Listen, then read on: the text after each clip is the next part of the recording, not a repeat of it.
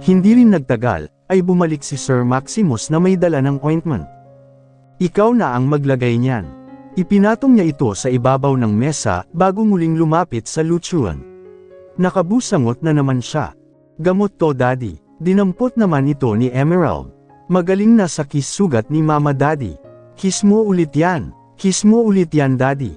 Napalingon naman sa kanya ang ama niya bago muling tumingin sa akin.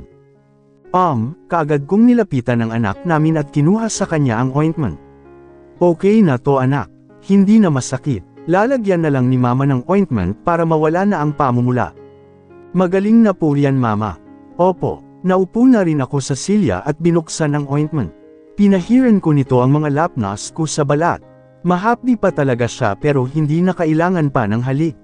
Hindi naman talaga nakakagaling yan no. Sinulyapan ko si Sir Maximus na ngayon nagpatuloy ng muli sa pagluluto. Hindi na rin naman na siya sumagot pa. Matapos magluto, ay sabay-sabay na kaming kumain sa mesa. Si Sir Maximus ang nag-asikaso ng pagkain ni Emerald.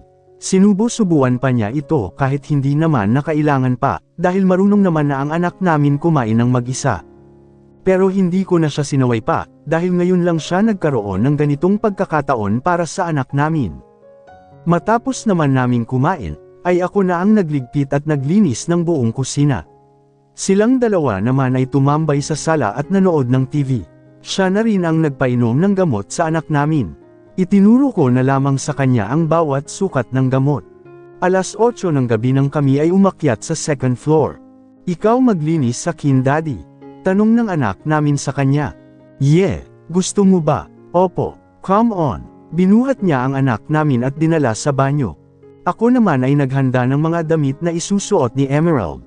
Dinala ko na rin muna ang mga malita namin sa loob ng walk-in closet. May ilang mga damit naman na pala dito si Sir Maximus, pero mabibilang at napakarami pa ang bakanting lalagyanan. Aayusin ko na lamang din muna ngayon dito ang mga damit namin.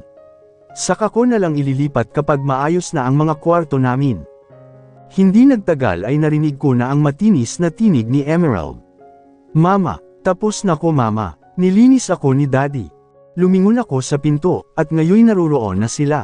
Pinupunasan pa ng daddy niya ang likod niya at mga braso niyang basa, gamit ang isang puting tuwalya, pero may tapis na rin ang katawan niya ng isa pang puting tuwalya. May tuwalya din ang buhok niya sa ulo niya. Ikaw naman mama, tapos na ko mama. Oo anak, maya-maya lang, tatapusin ko na muna to. Halika na dito, magbihis ka na. Opo, tumakbo na rin siya palapit sa akin, pero sumunod pa rin dito sa loob ang kanyang ama. Nasaan ang mga damit niya? Tanong niya sa akin. Eto, iniabot ko naman sa kanya ang nakahanda ng pantulog ng anak namin. Tinanggap niya ito at isa-isang iniladlad. Lumang-luma na ang mga to. Malilinas naman ang mga yan, sagot ko sa kanya, habang patuloy akong nag-aayos ng mga damit sa cabinet. Kahit na, hindi na lang ako sumagot pa. Linas pa yan daddy, sagot naman ng anak namin, habang naglululukso sa harapan niya. Come here baby, mamimili tayo bukas ng mga bago mong damit. Lumapit na rin sa kanya ang anak namin. Wala kaming pera ni mama daddy. Wala kaming pambayad. Babayaran ni daddy ang lahat. Sabihin mo lang kung ano ang gusto mo. Dami ka pera daddy. Maraming pera si daddy. Inumpisahan na niyang bihisan ang anak namin. Lihim na lamang akong napangiwi sa sinabi niya. Sana all maraming pera. Matapos niyang bihisan ang anak namin, ay hinayla na rin niya ito palabas. Tinapos ko naman na ang pag-aayos ng mga gamit namin dito sa loob ng walk-in closet.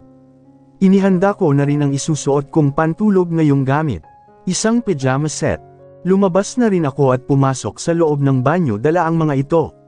Nasa kama ang mag-ama, at naaktuhan kong sinusuklayan ni Sir Maximus ang anak namin. Ang anak naman namin ay hawak na naman ang mga laruan niya. Ang giant teddy bear niya, ay nasa isang tabi malapit sa kama. Maayos itong nakasandal sa pader. Isinara ko na ang pinto at inumpisahang haburin ang mga damit ko. Ipinatong ko na muna ang mga ito sa gilid ng countertop. Basa ang bathtub. Mukhang dito nilinisan ni Sir Maximus ang anak namin. Pumasok ako sa loob ng shower room, at dito na inumpisahang basain ang katawan ko. Ngunit natigilan ako nang mapansin kong walang kahit na anong sabon dito. Kahit body scrubber ay wala rin.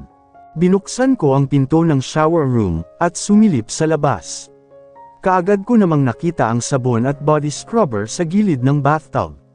Patingkayad akong lumabas, dahil basang-basa na ang mga paa ko at tuyong-tuyo naman itong tiles. Dadamputin ko na sana ang sabon sa gilid ng bathtub, nang marinig ko na tila bumukas ang pinto sa likod ko. Kaagad ko itong nilingon at nakita kong naruroon na si Sir Maximus at nakanganga habang nakatitig sa akin. Sir Maximus, what the? Tatakbo na sana ako pabalik sa shower room, ngunit bigla akong nadulas. Ganon na lamang ang takot ko dahil tatama ako sa semento. Ngunit hindi nangyari yun, dahil sa malalakas na mga brasong sumalo kaagad sa akin. Bakit kasi hindi ka nagsasabi na naririto ka na pala sa banyo? Sigaw sa akin ni Sir Maximus habang inaalalayan ako sa pagtayo. Hindi mo nilock ang pinto. Hindi ko malaman ang sasabihin ko. Sinadya kong hindi ikandado ang pinto dahil may shower room naman, at hindi naman tanaw sa loob nito ang tao, dahil malabo ang partition glass wall nito. Hindi ko lang kaagad na check na wala palang sabon sa loob. Kukunin ko lang po sana yung sabon.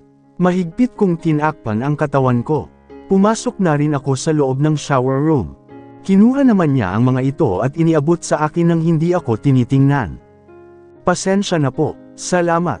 Kaagad ko rin ang mga itong tinanggap, bago ko mabilis na isinara ang pinto. Nanigas ako habang nakasandal dito. Napakabilis ng kabog ng dibdib ko sa mga sandaling ito, at bahagyang nanginginig ang aking katawan. Kamantek pa akong ma-accident, at hindi lang yun, nakita pa niya at nahawakan, ang katawan kong walang kahit na anong saplot. Lumingon ako sa kinaroroonan niya kahit hindi ko naman ito makita. Narinig ko na lamang ang pagsasarang muli ng pinto. Paulit-ulit akong huminga ng malalim, bago nagpatuloy sa paglilinis ng katawan ko. Baka sabihin pa niya, ay sinadya kong hindi ikandado ang pinto, para makita niya akong nakahubad. Sinadya ko naman talaga yun, dahil alam kong hindi naman ako makikita sa loob nitong shower room. Pero wala akong intensyon na akitin siya no. Unang gabi pa lang to. Matapos kong maglinis ng katawan, ay nagmadali na ako sa pagpapatuyo, gamit ang makapal na towel at pagbibihis. Iginilid ko na muna dito sa countertop ang mga pinaghubaran kong damit, kasama ang kay Emerald. Bukas ko na lamang sila lalaban. Isinampay ko naman ng maayos sa isang hanger ang tuwalyang ginamit ko. Huminga muna ako ng malalim bago binuksan ang pinto nitong banyo. May kadilimang silid na ang bumungad sa akin. Tanging mga lampshade na lamang ang nakabukas na ilaw. Natano ko naman ang mag-ama sa kama, na ngayoy pareho ng nakahiga. Nakayakap si Emerald sa kanyang ama, at mukhang pinapatulog na siya. Pumasok akong muli sa loob ng walk-in closet. Kinuha ko ang phone ko mula sa bag ko. Tatawagan ko muna si Papa bago matulog. Nagsuklay na rin muna ako ng buhok bago lumabas. Marahan akong naglakad patungo sa pinto, pero nakita kong damilat ang mga mata ni Sir Maximus at tumingin sa akin. Kahit may kadiliman ay nabanaag ko pa rin ang pagtataka sa anyo niya. Ipinakita ko na lamang sa kanya ang phone ko bago ako tuloy-tuloy na lumabas ng pinto. Maingat ko rin itong isinara.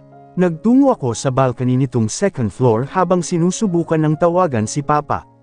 Hindi rin naman nagtagal ay sumagot din ito. Hello anak, Papa, napangiti akong bigla na may halong lungkot. Namiss ko kaagad siya, kahit kaninang umaga pa lamang kami nagsimulang maghiwalay. Kumusta po kayo dyan Papa? Kumain ka na po ba? Narito na ako ngayon sa Bulacan anak, dito sa lola mo. Napahinto naman ako sa sinabi niya. Talaga po. Anong oras po kayo nagpunta dyan?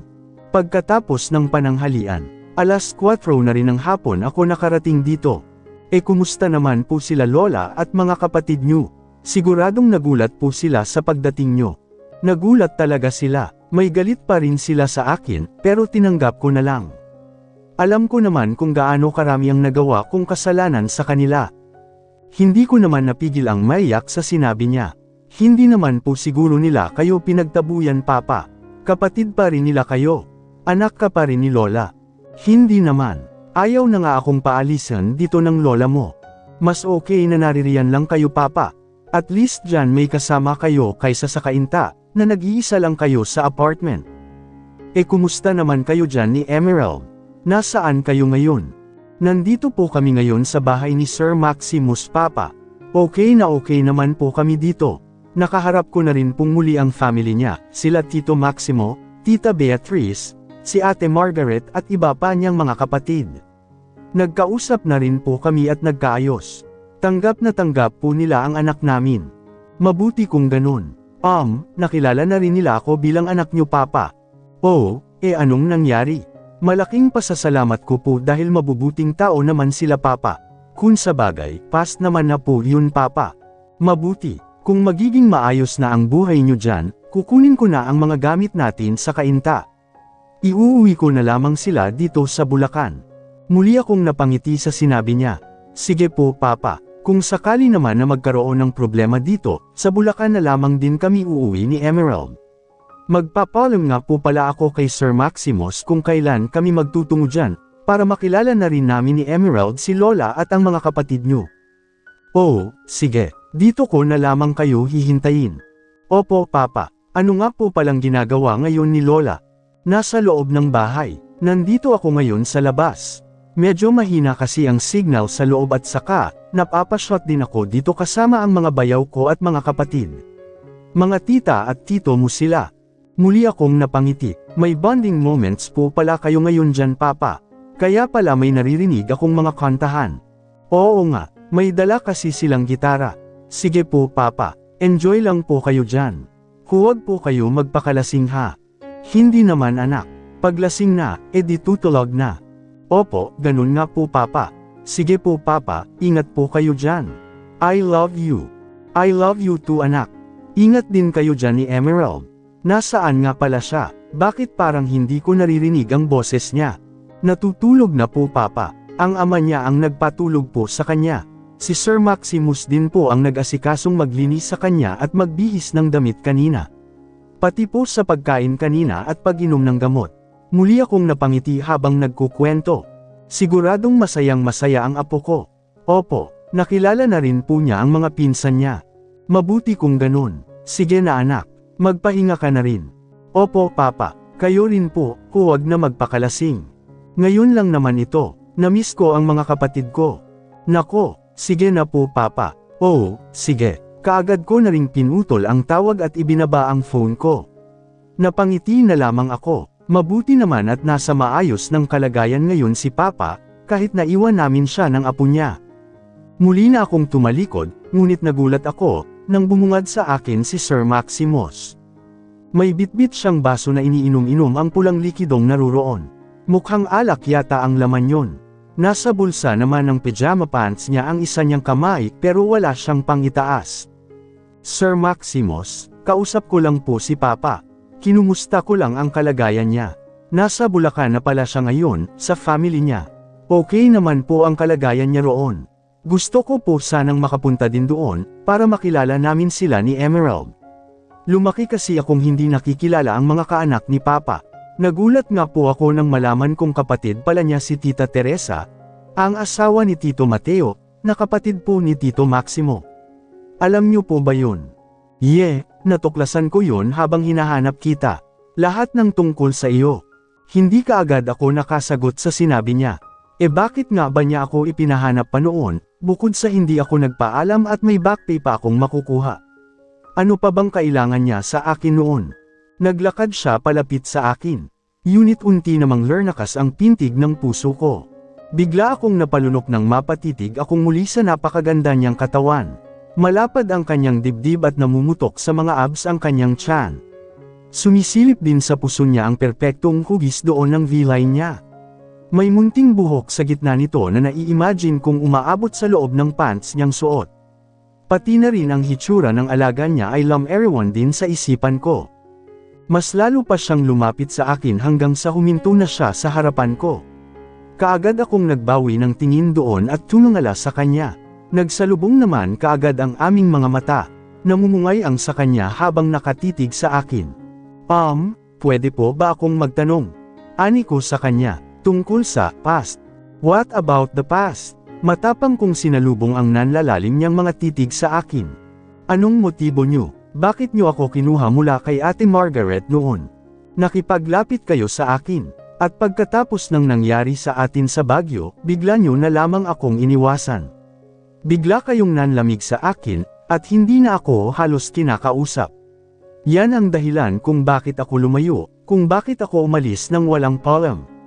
Nahirapan ako, nasasaktan na ako, hindi ko alam kung paano ko sasabihin sa inyo ang kalagayan ko, na ipinagbubuntis ko na ang anak natin. Bigla na lamang tumulo ang mga luha sa aking pisngi, habang nananatiling nakatitig sa kanya. Ibinaba niya ang baso sa pasimano nitong railings na kinasasandalan ko, bago muling bumaling sa akin. Ipinatong niya ang mga kamay niya dito sa magkabila kong tabi, kaya naman na corner na niya ako. Yumuko siya sa akin, hanggang sa magpantay na ang aming mga mukha. Tumatama na rin ngayon sa mukha ko ang mainit, at mabango niyang hininga. Nahulog ka ba sa akin kahit may boyfriend ka na? Sir Maximus, yung tanong ko ang sagutin mo. Bakit niyo ginawa yun? Hindi kaagad siya sumagot. Maya-maya'y bumantong hininga siya ng malalim at muling tumitig sa akin. Dahil gusto kita. Bigla akong napanganga sa sinabi niya. Ano? At may karelasyon ka noon. Nakikita ko kung gaano kayo kadalas magkasama. Naiintindihan ko rin na hindi tama ang nangyari sa pagitan namin. Panipi. Ramdam ko na mas lalo pang lumakas ang pintig ng puso ko sa mga sandaling ito, habang nakatitig sa kanya. Gusto niya rin ako, noon pa. Parang, paano naman nangyari yun? Ni hindi nga niya ako pinapansin noon. Bigla na lamang siyang nakipaglapit, simula noong makita niya ako sa labas ng bilibid. Pagkatapos nyun, ay kinuha na niya ako mula kay Ate Margaret. Hindi yata kapani-paniwala. Kaya ipinahanap kita noong bigla ka na lamang umalis. Napagtanto ko ang ginawa ko, at gusto kong ipaliwanag sa iyo. Hinawakan niya ang baba ko at mas iniangat pa ang mukha ko sa kanya. Hindi naman na ako makakilos pa sa kinatatayuan ko ngayon. Para na ako ngayong naiestatwa. Ngayong wala na kayo ni Adam, marahil ay may pag-asa na tayo, hindi lang ito tungkol sa iyo at sa akin, kundi pati na rin sa ating anak, isipin mo ang aking proposal. Magpakasal tayo Esmeralda, panipi. Napanganga ako at hindi nakasagot sa mga sinabi niya. Heto na naman siya, heto na naman ang kasal na inaalok niya sa akin. Maximus POV, Sir, hindi kasal ang sagot dito, inaantok na po ako. Mabilis siyang sumuot sa ilalim ng braso ko, at nagmadaling tinungo ang silid namin. Hindi ko na siya nagawang pigilan pa, hanggang sa makapasok na siya sa loob. Napahilamos na lamang ako sa mukha. Hindi ako makapaniwala sa ginagawa ko. Pinipilit ko siya, pero wala siyang pake. Siguro dahil may nararamdaman pa rin siya sa dati niyang nobyo. Dinampot ko na lamang muli ang shot glass, at tinungga ang laman nito hanggang sa maubos ko. Huminga ako ng malalim. Kapag kasi nalaman na niya ang totoo, siguradong aalis na naman siya, at magpapakalayo-layo kasama ang anak namin. Kung kasal kami, mahihirapan siyang tapusin ang mga bagay-bagay. Hindi na siya makakasama ng iba o magpapatuloy sa ex-boyfriend niya, dahil nag-commit na siya sa akin. Akin lang siya, gagawin ko pa rin ang lahat para may kasal kami at mapasakin siya, gustuhin man niya o hindi. Nilagay ko ang shot glass sa railing, at kinuha ang phone ko sa bulsa. Naisipan kong tawagan si Mr. Houston. Gusto kong malinawan sa mga pangyayari. Matapos kasi ang naging pag-uusap namin kanina ng parents ko, ay medyo nag-ulo ang utak ko. Dumagdag pa ang mga sinabi ni Esmeralda, na hindi siya naniniwalang kayang pumatay ng kanyang ama. Sa araw-araw din na nasusubaybayan ko si Arthur, ay nag-iiba din ang tingin ko sa kanya. Ano nga ba ang totoo? Mr. Villafuente, sagot naman kaagad ni Mr. Houston sa kabilang linya. Mr. Houston, I have a new task for you. I hope you can solve it as soon as possible. Sabihin mo lang Mr. Villafuente. Please search for Selena Corazon Ibanez. Huling narinig ko, lumipat siya sa Canada. Ang tagal na rin nung huli ko siyang nakontak. Masusunod Mr. Villafuente, kapag nakita mo siya, ipaalam mo kaagad sa akin. Sasabihan kita kung ano ang susunod na gagawin. Noted Mr. Villafuente. Binaba ko agad ang tawag. Naalala ko bigla si Tita Teresa. Siguradong may alam din siya tungkol sa kapatid niya. Nagtungo muna ako sa silid namin, at sinilip ang mag-ina ko sa loob. Nakahiga na rin sa kama si Esmeralda at yakap ang anak namin. Maingat kong isinara ang pinto, at muling bumalik sa balcony. Naisipan ko ng tawagan ang numero ni Tita Teresa. It is now 9 o'clock in the evening. Siguro naman ay gising pa siya. Kaagad ding nagring ang phone niya. At hindi rin nagtagal ay sumagot siya, Maximus. Tita, good evening. Gabing-gabi na, napatawag ka. Gusto ko lang makipag-usap sa iyo. Sana wala akong naabala. Hindi naman. Pahiga pa lang naman ako. Ano ba yun?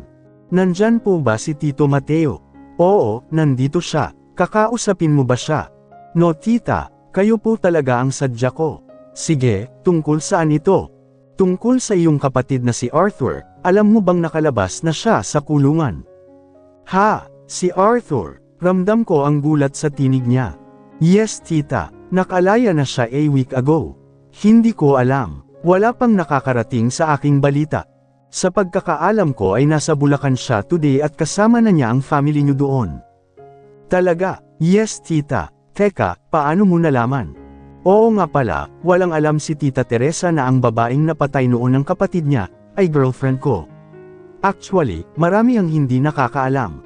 Ilan lang sa mga pinsan ko na pareho kong nag-aral sa Eagle Mountain University ang may alam yun, dahil ayaw ni Celine na ibulgar ang totoong relasyon naming dalawa sa lahat. Ang katwiran niya, ay ayaw pa siyang payagan ng kanyang ina na makipagrelasyon. Pero laking pagtataka ko din noong malaman kong, hindi na siya birhen matapos niyang mamatay. Wala namang bakas na pinagsamantalahan siya bago mangyari yun. Isa yan sa ikinagagalit ko ng sobra. Pakiramdam ko ay naglihim siya sa akin noon. May itinago siya sa akin. Kaya hanggang ngayon, ay gulong-gulong pa rin ang isip ko. Minsan ko nang pinagdudahan si Arthur na baka pumutol siya sa isang bata.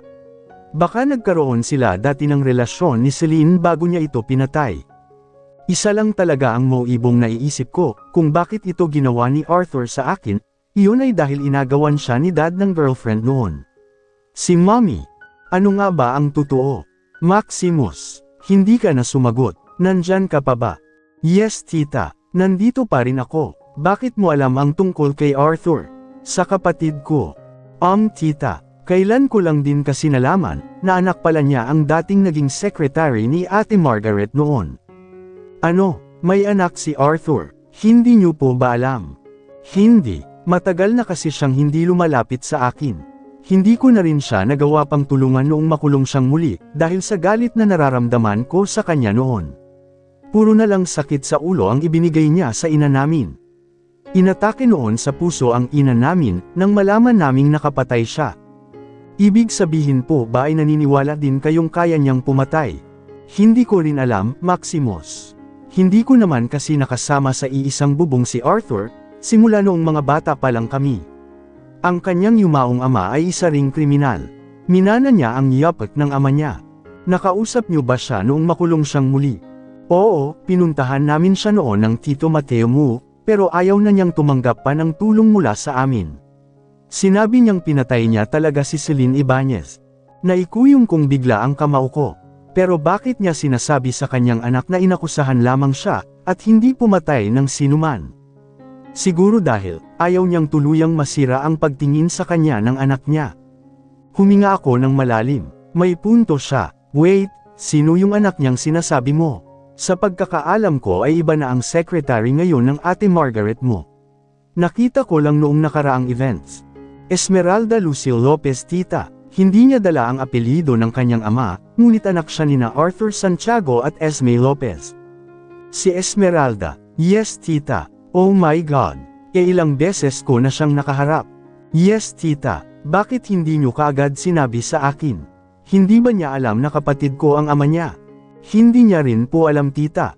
Kahit ang mga kapatid niyo at ang ina niyo sa Bulacan, ay hindi pa rin niya nakikilala hanggang ngayon. Kung ganun, bakit itinago siya ni Arthur sa amin? Pati ang asawa niya ay hindi niya ipinakilala sa amin. Ang nanay ni Esmeralda ay may kasamang ibang lalaki mula nang makulong si Arthur. Ano, kung ganun, paano namuhay ang anak nilang si Esmeralda? Nagtrabaho siya habang nag-aaral. Diyos ko, kung alam ko lang, matagal ko na sana siyang kinuha. Pinahirapan niya ang anak niya. Esmeralda is a courageous and self-reliant woman tita. Isa iyon sa mga katangian na talagang hinahangaan ko sa kanya. Nasaan siya ngayon? Hindi kaagad ako nakasagot, pero siguro, ay kailangan na rin niyang malaman at makilala ang pamangkin niya. Nandito siya sa bahay ko, at may anak na kami. Ano? Indeed tita, we are now proud parents of a 4-year-old daughter. Wait, alam ba ng mga magulang mo na anak ni Arthur si Esmeralda? Yes tita, alam na nila, talaga. Yes, kinalimutan naman na nila kung ano man ang naging past nila noon ni Arthur at ni Mommy. At wala rin namang kinalaman sa kanila si Esmeralda, pero hindi pa po nakakaharap muli ng parents ko si Arthur. Masaya akong malaman na tanggap nila si Esmeralda at ang apo nila. Okay, sige, thanks for the information, Maximus.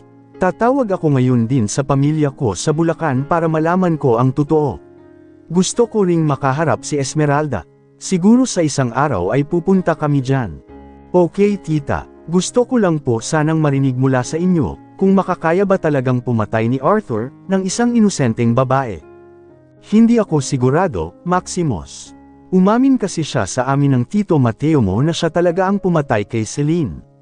Ayokong maniwala dahil sa tingin ko ay hindi naman niya kayang gawin yun. Nagtanong-tanong na rin kami sa mga kaibigan niya at sa mga nakakakilala sa kanya. Marami ang nagulat, ilan naman sa mga kaibigan niya ay hindi nagsalita. Pakiramdam ko nga ay may alam sila pero ayaw lang sabihin sa amin. Natatandaan niyo pa po ba kung sino ang mga kaibigan niyang hindi nagsalita? Isa sa kanila ay yung best friend niyang si Ronel Damlao. Wala kaming narinig na kahit ano mula sa kanya. Iniwasan din niya kami noon. Napaisip naman akong bigla, si Ronel Damlao ay nagmamay-ari na ngayon ng pagawaan ng ice cream sa Cainta. Marami na siyang mga tao, at isa sa mga namasukan sa kanya si Arthur. Sa ilang taon kong pagsubaybay kay Arthur sa loob ng kulungan, ay hindi ko ito nakitang dumalaw sa kanya. Hindi ko alam sa mga naunang taon, dahil pinasubaybayan ko lang naman siya, matapos umalis ni Esmeralda nang walang paalam. Bakit naman niya kayo iniwasan tita? Hindi ko alam. Siguro ay ayaw niyang masangkot noon sa gulong pinasok ni Arthur. Tumanggo-tango naman ako. Alright tita, magpapaalam na po ako. Good night po sa inyo. Okay, Maximus. Salamat ulit sa impormasyon. Pupunta na lamang kami dyan sa susunod na araw. Esmeralda is planning to go to Bulacan as well. Sasamahan ko po sila dong mag-ina. Maybe on Tuesday. Ganun ba? Mabuti at sinabi mo para sa Bulacan na lamang din kami pupunta. Para makaharap ko ring muli ang ama niya. Sige po tita, good night, Maximus. Naputol na rin kaagad ang tawag. Muli ko nang ibinalik sa bulsa ko ang phone ko, at napabuntong hininga na lang muli ng malalim. Hindi nga kaya may nalalaman din ng Ronel Damlao na yun sa pagkamatay ni Celine. Ano naman kaya ang itinatago niya? Maayos pa rin ang samahan nila ngayon ni Arthur, ayon sa mga nakikita ko. Kapag sinubukan ko siyang tanungin, siguradong magsusumbong siya sa best friend niya. Paano kung alukan ko siya ng malaking halaga? Papayag na kaya siyang magsalita? Napabuga akong muli ng malakas na hangin. Pumasok na ako sa loob ng silid namin. Mahimbing nang natutulog ang mag-ina ko. Umakyat ako sa kinaroroonan ni Esmeralda. Samando ako at marahang hinaplos ang pisngi niya. Lagi akong kinakain ng guilt ko, sa tuwing nakikita ko ang pagiging inosente niya, na sinamantala ko naman noon. Sana mapatawad mo ako balang araw. Sa tuwing nakikita kita, at malapit ka, may hindi maipaliwanag na nangyayari sa puso ko. Mas bumibilis ang kabog nito, dahil sa'yo. Marahan ko siyang hinalikan sa labi ang malalambot niyang labi na matagal ko nang pinangungulilaan. Kailan kaya ulit kita maaangkin? Esmeralda's POV. Nagising ako nang maramdaman kong tila may humulik sa mga labi ko. Idinilat ko ang aking mga mata. May kadiliman pa rin ang buong paligid. Nilainggan ko ang aking anak sa tabi ko. Mahimbing pa rin itong natutulog ngayon. Nasa tabi na rin niya ang kanyang ama at humihilik na rin. Maingat akong bumangon at pinagmasdan siya. May suot na siya ngayong puting sando. Para siyang anghel kapag tulog. Napakaamo at napakagwapo ng kanyang mukha, kahit mayroon pa itong mga band-aid at kaunting pasa. Ano kayang naging reaksyon ng family niya noong unang araw na makita siyang bogbog sarado? Ipinahanap kaya nila ang mga gumawa nito sa kanya? Bumaba ako ng kama at umikot palapit sa kanya. Marahan kong hinayla ang kumot na gamit naming tatlo at dinala hanggang sa dibdib niya. Tatalikod na sana akong muli, nang bigla na lamang may humawak sa kamay ko, at nakita ko ang unti-unting pagdilat ng kanyang mga mata. Hanggang sa tumitig na ito sa akin. Sir, pasensya na kung nagising kita. Inayos ko lang ang kumot niyo, mahinang sabi ko sa kanya. Nilalamig ako. Ha? Nangunot ang noo ko sa sinabi niya. Tabihan mo ko. Hinayla niya ako patungo sa tabi niya. Pero, ganoon na lamang ang paglakas ng pintig ng puso ko, nang magsimulang bumalot sa baywang ko ang braso niya, at inalalayan akong makahiga sa tabi niya. Sir, huwag ka maingay. Baka magising ang anak natin. Natahimik naman akong bigla. Gusto ko sanang lumayo sa kanya, ngunit pareho kaming napahinto sa paggalaw, nang makita naming kumilos ang anak namin. Umayos ito ng pagkakahiga at muli ring natulog. Ako naman ay tuloy-tuloy ng pinahiga ni Sir Maximus sa tabi niya, kasabay ng pagyakap sa akin ng mahigpit ng mga braso niya. Nanigas na lamang ako sa kinahihigaan ko. Nakaunan ako sa isa niyang braso at nakasubsob sa leeg niya ang mukha ko. Nalalanghap ko na ngayon ang napakabango niyang amoy. Kinuha niya ang isa kong braso at iniyakap din sa kanya. Naramdaman ko na lamang ang paglapat ng malalambot at maiinit niyang mga labi sa noo ko. Hindi ko na maipaliwanag pa ang nararamdaman ko sa mga sandaling ito. Parang sasabog ang puso ko. Nananaginip lang ba ako? Baka naman panaginip lang to. Hahayaan ko na lang kung ganun. Naramdaman ko na lamang ang sunod na pagdampi ng mga labi niya sa ilong ko, hanggang sa malanghap ko na ang mainit ang mabango pa rin niyang hininga. Nakatulog na ba talaga siya nito? Bakit parang ang fresh pa rin ng hininga niya? Tuluyan na nga akong nanigas sa kinahihigaan ko, nang tuluyan na ring dumampi ang mga labi niya sa mga labi ko. Siniil niya ako ng isang mainit at mahabang halik. Panaginip lang to kaya hahayaan ko siya. Sa panaginip ko na lamang naman siya nararamdaman ng ganito. Lumalim ang mga halik niya, hanggang sa maramdaman kong humahagod na rin sa likod ko ang isa niyang palad. Nagsimula namang lumalim ang mga halik niya sa akin. Damn! Hindi mo alam kung gaano kita na Miss Esmeralda, bulong niya sa akin, habang tila naghahabol na siya ng kanyang paghinga. Muli din niya akong nilamukos ng maalab na halik. Wala naman akong pagtutol na nararamdaman sa katawan ko. Imbes, ay nakaramdam din ako ng labis na pagkasabik sa kanya. Para akong nalalasing sa mga halik niya. Unti-unting iginugupo nito ang aking lakas. Hanggang sa maramdaman ko na lamang na nasa ibabaw ko na siya, at nararamdaman ko na ang bigat niya. Parang totoong nangyayari ito sa amin ngayon. Namiss mo rin ba ako? Huwag na huwag kang hahalik muli ng ibang lalaki. Akin ka, Esmeralda. Naiintindihan mo ba? Bulong niya sa mga labi ko. Impit na daing lamang ang naisagot ko sa kanya. Gusto kong marinig ang sagot mo. Akin ka lang, Esmeralda. Nauunawaan mo ba? Opo, sir. Sa iyo lang ako. Muli niyang dinaluyong ng mapusok na halik ang mga labi ko. Naging mas agresibo pa ito ngayon kaysa kanina. Ang tagal kong hinintay to. Hindi na kita maalis sa isip ko, simula nung iniwan mo ako. Bulong niya, habang gumagapang na rin ang mga halik niya sa leeg ko. Huwag ka na ulit aalis. Mababaliw ako kapag ginawa mo ulit iyon, Esmeralda. Muli niyang bulong sa tainga ko, kasabay ng pagkagat niya sa puno nito. Halos mawala ako sa katinuan dahil sa ginawa niya. Hindi ko na alam ang nangyayari pa sa sarili ko. Kinagat ko ng mariin ang ibabang labi ko upang pigilan ang mga daing ko. Nilingan ko ang aming anak sa aming tabi. Mahimbing pa rin itong natutulog ngayon. Bakit hanggang sa panaginip ay kasama namin siya? Paano ko mailalabas ang totoong nararamdaman ko nito? Hindi siya pwedeng magising. Kakaibang sensasyon at kiliti ang inihatid nito sa akin. Maraming beses ko na rin naman itong naramdaman sa panaginip ko dahil sa madalas niyang pagdalaw sa akin doon. Hindi na rin siya mawala-wala sa sistema ko kahit halos 5 taon kaming magkahiwalay. Niyakap niya akong muli. Napakaganda ng pagkakangiti niya habang nakatitig sa akin. Para siyang nanalo sa loto. Hindi ko naman magawang salubungin ang mga mata niya. I long to be close to you again, to feel your warmth. Will you allow me to come in? Bulong niyang muli. Kahit panaginip lang to ay nahihiya pa rin akong tumungo sa kanya. Gusto ko rin naman. Gustong gusto, pero hindi ko alam kung paano sasabihin sa kanya. Parang nawawala na ako sa katinuan sa mga sandaling ito. Wala nang ibang nangingibabaw sa katauhan ko ngayon kundi ang makamundong pagnanasang nararamdaman ko. Pareho kaming nanggatol sa kinahihigaan naming carpet habang yakap namin ng mahigpit ang isa't isa. Darn! I just felt it again. You're the only one who drives me crazy like this, bulong niya sa leeg ko. Hindi naman ako sumagot, ipinikit ko ng muli ang aking mga mata. May mga ibinubulong pa siya sa akin na hindi ko na halos maintindihan. Tuluyan na rin akong nakatulog.